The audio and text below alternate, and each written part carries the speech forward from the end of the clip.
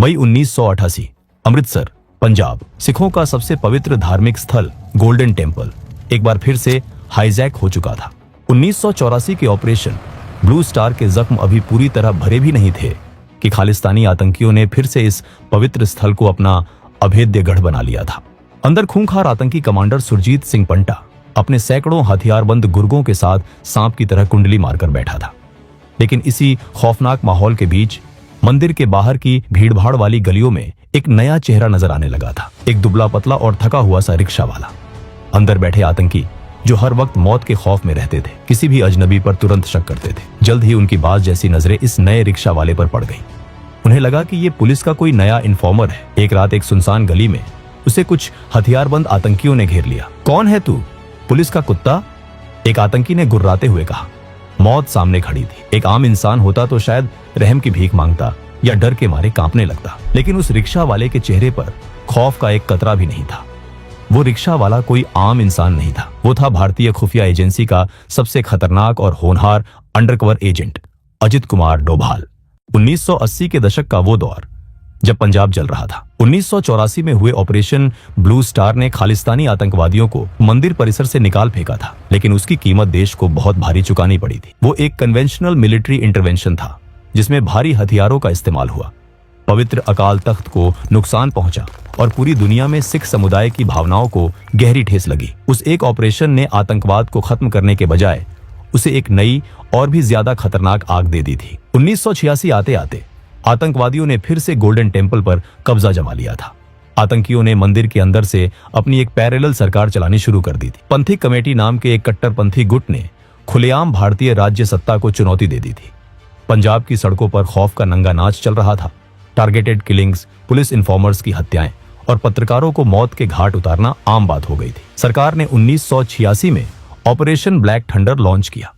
300 commandos ने मंदिर को खाली तो कराया, लेकिन असली बीमारी का इलाज नहीं, क्योंकि आतंकवादियों का नेटवर्क, उनकी फंडिंग और उनका असली कमांड स्ट्रक्चर अभी भी सलामत था। 1988 की शुरुआत तक आतंकियों ने फिर से गोल्डन टेम्पल को अपना अड्डा बना लिया था और इस बार उनका लीडर था एक बेहद खूंखार और शातिर कमांडर सुरजीत सिंह पंटा। पंटा ने गोल्डन टेम्पल को सिर्फ एक छिपने का अड्डा नहीं, बल्कि एक अभेद्य किले में तब्दील कर दिया था। उसका मकसद साफ था, भारत सरकार को एक और ऑपरेशन ब्लू स्टार करने पर मजबूर करना।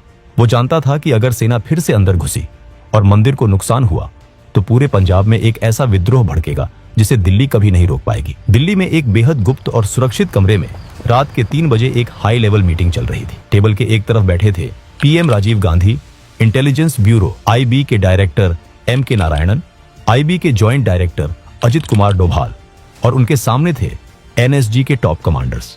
दिल्ली के पास मानेसर की अरावली पहाड़ियों में एनएसजी के 1000 कमांडो पूरी तरह से तैयार बैठे थे। बस दिल्ली से एक गो अहेड का इंतजार था, लेकिन वो ऑर्डर देने की हिम्मत किसी में नहीं थी। हम एक और ब्लू स्टार अफोर्ड नहीं कर सकते। मुझे पवित्र स्थल पर एक खरोंच भी नहीं चाहिए, पीएम राजीव गांधी ने कहा। नारायणन ने अपनी फाइल खोली और कहा, सर, समस्या ये नहीं है कि हमारे कमांडो अंदर कैसे जाएंगे। समस्या ये है कि हमें पता ही नहीं है कि अंदर चल क्या रहा है। हमारी इंटेलिजेंस पूरी तरह से ब्लाइंड है। हमारे इन्फॉर्मर ने खबर दी है कि सुरजीत सिंह पंटा ने पूरे गोल्डन टेम्पल परिसर में हाई ग्रेड एक्सप्लोसिव्स बिछा दिए हैं। अगर हमारे कमांडो अंदर घुसे तो वो उन बमों को उड़ा देगा, पूरा गोल्डन टेम्पल तबाह हो जाएगा और इसका सीधा इल्जाम भारत सरकार पर आएगा। ये सुनकर कमरे में सन्नाटा छा गया। सीआरपीएफ ने मंदिर को बाहर से घेर तो लिया था, लेकिन अंदर आतंकियों की असली संख्या कितनी है, उनके पास हथियार कौन से हैं, उनके मोर्चे कहां हैं और सबसे महत्वपूर्ण बात, क्या वो बम सच में वहां हैं? बिना एक्शनेबल इंटेलिजेंस के हमला करना मौत के कुएं में छलांग लगाने जैसा था। तभी अजित डोभाल ने कहा, सर, अगर हमें अंदर की जानकारी चाहिए तो किसी को अंदर जाना होगा। बाहर बैठकर हम सिर्फ कयास लगा सकते हैं। नारायणन ने उसकी तरफ देखा। तुम जानते हो तुम क्या कह रहे हो। वहां अंदर जाने का मतलब है सीधे अपनी मौत के वारंट पर दस्तखत करना, डोभाल ने कहा। इसीलिए सर, कोई आम इन्फॉर्मर नहीं जाएगा, मैं जाऊंगा। नारायण ने डोभाल की आंखों में सीधे देखते हुए बेहद सख्त लहजे में कहा, याद रखना डोभाल, तुम्हारे पास कोई बैकअप नहीं होगा। अगर तुम पकड़े गए तो भारत सरकार तुम्हें पहचानने से पूरी तरह इनकार कर देगी। डोभाल के चेहरे पर एक हल्की सी आत्मविश्वास से भरी मुस्कान आई। मुझे बैकअप की जरूरत नहीं पड़ेगी सर।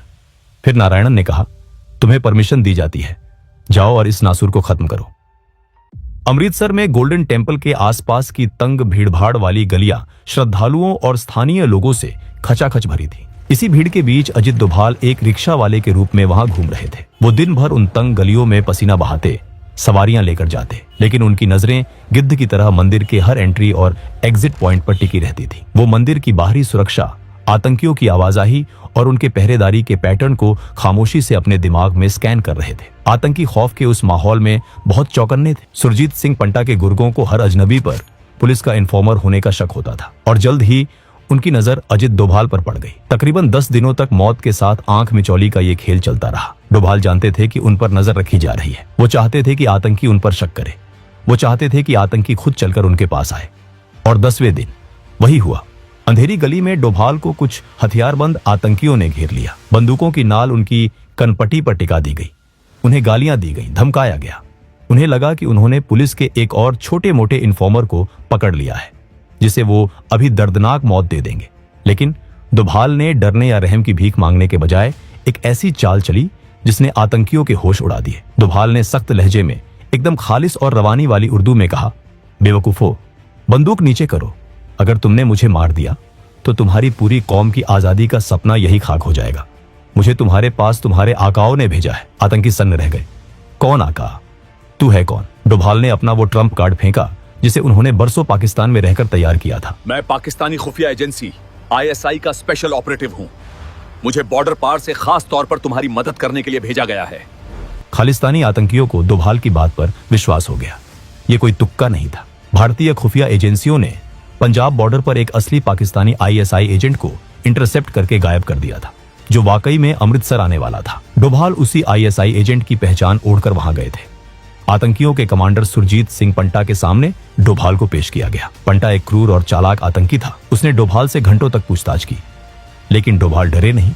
पाकिस्तान में बिताए गए अपने 7 सालों के तजुर्बे का इस्तेमाल करते हुए डोभाल ने पंटा के सामने ISI के ऐसे अंदरूनी राज, कोड वर्ड्स और पाकिस्तान की राजनीति की ऐसी बारीक बातें रखी जो कोई आम हिंदुस्तानी जान ही नहीं सकता था। पंटा को यकीन हो गया कि उसके सामने जो शख्स बैठा है वो वाकई में पाकिस्तान से आया उनका दोस्त है। पंटा इस वक्त बुरी तरह से डरा हुआ था। बाहर CRPF का घेरा कसता जा रहा था और उसे किसी भी तरह की बाहरी मदद की सख्त जरूरत थी। उसने डोभाल का स्वागत किया और उसे अपने इनर सर्कल में शामिल कर लिया।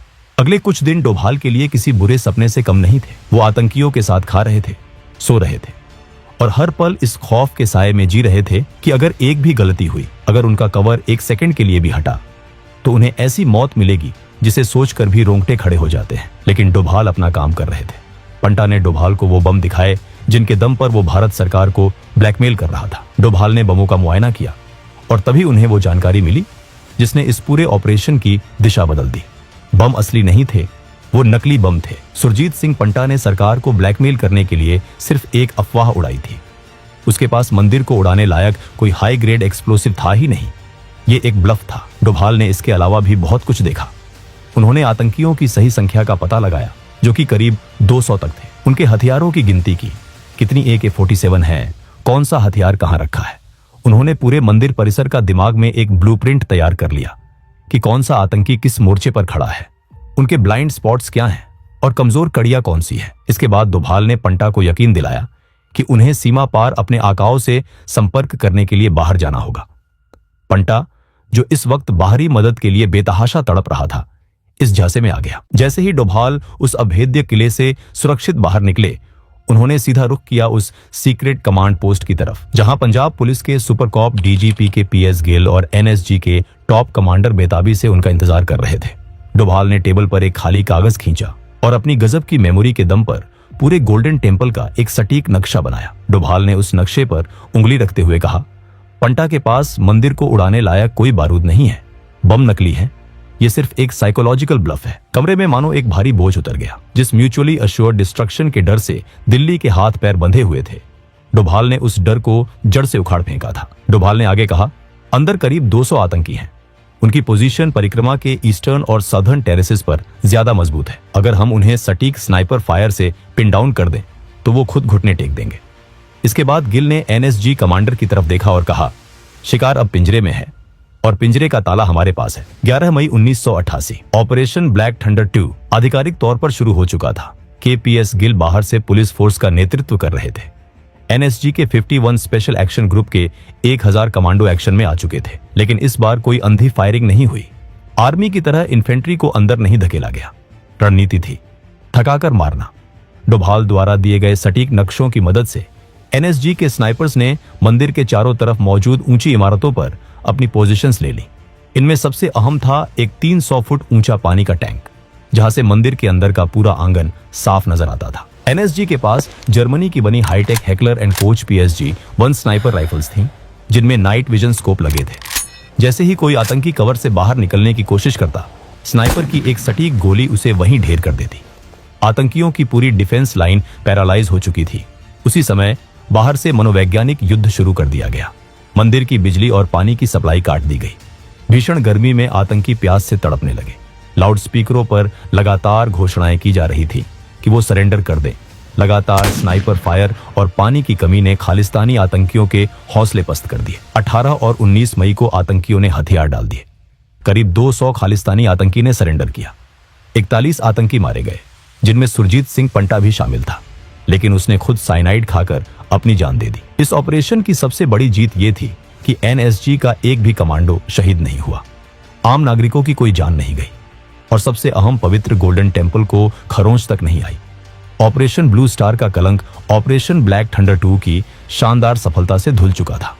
इस बार पूरा ऑपरेशन मीडिया के कैमरों के सामने हुआ था, ताकि आतंकी बाद में मंदिर की बेअदबी का कोई झूठा प्रोपेगेंडा न फैला सके। इस अदम्य साहस और बेमिसाल खुफिया ऑपरेशन के लिए 1989 में राष्ट्रपति ने अजित कुमार डोभाल को कीर्ति चक्र से सम्मानित किया। यह इतिहास में पहली बार था जब किसी पुलिस या खुफिया अधिकारी को यह मिलिट्री सम्मान दिया गया था। दोस्तों, अगर आपको अजित डोभाल की जाबाजी और कूटनीति की ये रोंगटे खड़े कर देने वाली कहानी पसंद आई हो, तो इस वीडियो को लाइक जरूर करें। इस वीडियो को अपने दोस्तों के साथ शेयर करें और हमारे चैनल को सब्सक्राइब करना ना भूलें। जय हिंद, जय भारत।